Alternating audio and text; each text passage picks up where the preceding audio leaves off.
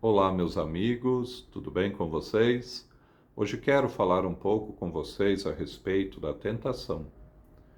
A tentação não é, como pensávamos, a ação obsessiva de um espírito desencarnado inferior sobre os encarnados. Porque os espíritos desencarnados não têm o poder de criar no homem impulsos para o mal, se não existir no homem, na sua intimidade, a inclinação para o mal. Vejam, portanto, que os espíritos desencarnados não nos tentam a prática do mal. Eles nos apoiam na prática do mal, o que é diferente, porque o mal em si nasce da nossa intimidade. A tentação é interna em nós. Vejam, portanto, que a tentação é o fruto direto da nossa imperfeição moral.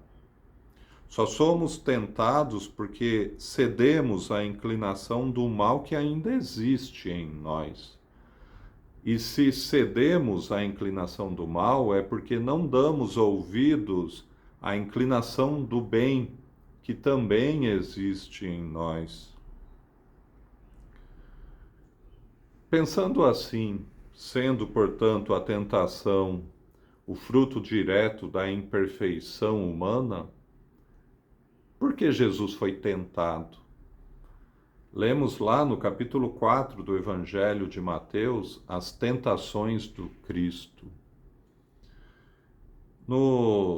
Na Gênese de Allan Kardec, no capítulo 15, ele trata desse assunto. E ele recebeu uma mensagem espiritual ditada pelo Espírito João Evangelista, que afirma que Jesus não foi tentado.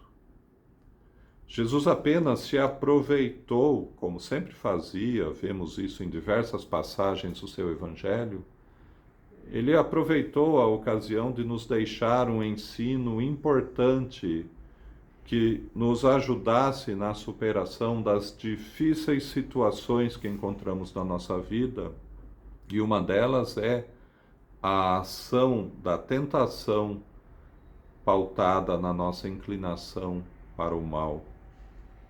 Portanto, ali vemos, é bastante sugestiva a mensagem que Jesus deixa nessa parábola das tentações, que na verdade não aconteceu. Ele criou essa história para nos ajudar, nos dando um ensino, uma orientação. É bastante sugestiva essa parábola de Jesus das tentações, porque mostra, e ele se coloca no papel principal ali, mostra ele que estava se preparando para o cumprimento de tarefas importantes em nome de Deus na terra, sendo tentado a não cumprir. Porque sempre que cedemos à inclinação do mal, deixamos de ouvir a inclinação do bem. Sempre que cedemos ao mal, descumprimos o bem. Jesus ali, portanto, nos mostra que devemos estar vigilantes diante dessa nossa fragilidade de dar ouvido à tendência do mal e não conseguir dar ouvido à tendência do bem.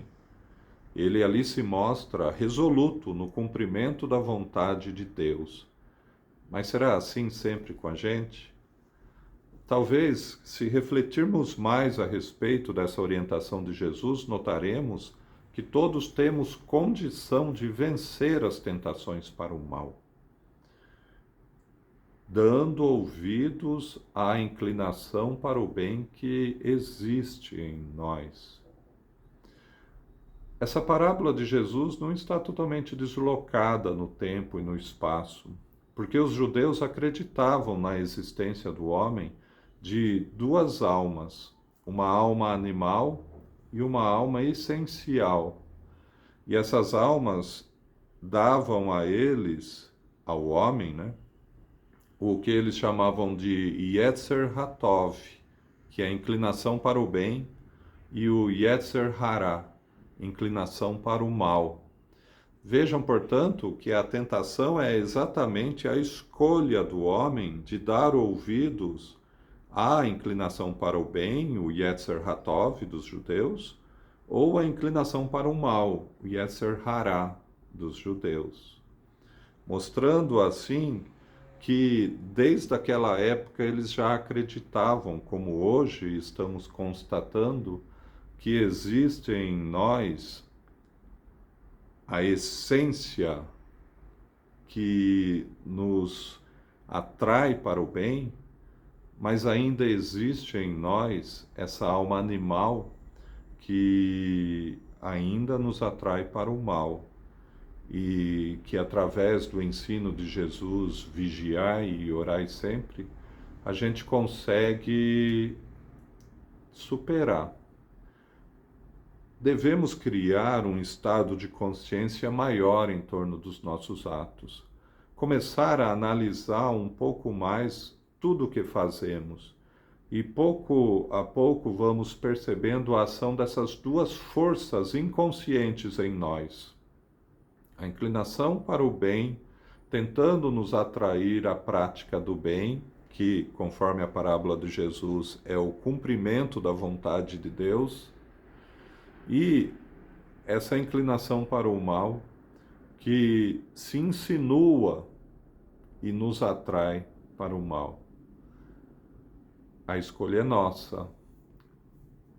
Analisando os nossos atos, pouco a pouco a gente vai percebendo sutilmente aquela coisa que vai nos envolvendo, e se a gente não frear no momento certo, se a gente não parar, respirar fundo, relembrar tudo que estamos estudando, as orientações que Jesus nos deixou, a gente acaba cedendo para se arrepender depois, como sempre acontece, né?